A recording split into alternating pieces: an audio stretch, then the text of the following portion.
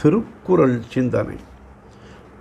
பொறாமை என்னும் கொடிய பாவி தன்னை உடையவனின் செல்வத்தையெல்லாம் கெடுத்து தீய நரகினுள் கடுத்து தள்ளிவிடும். பொறாமை உடையவர் யாவராயினும் அவரை இழிபழியராக்கி அழித்துயரங்களைச் செய்ய தூண்டி படுபாதகங்களை விளைத்துவிடும்.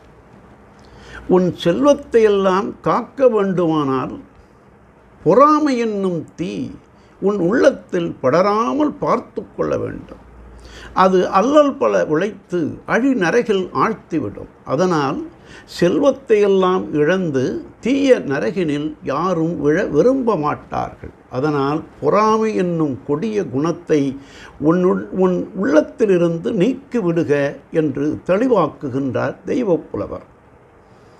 பொறாமை என்னும் மனக்கோட்டமானது பொறாமை உடையவனை தனக்குத்தானே கேடு உழைத்து விடுகின்ற கருவியாக இருக்கின்றது. ஆகவே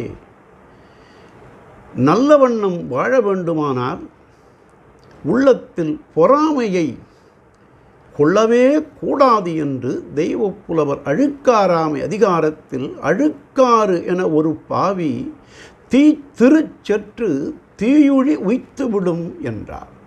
நாளையும் சிந்தி.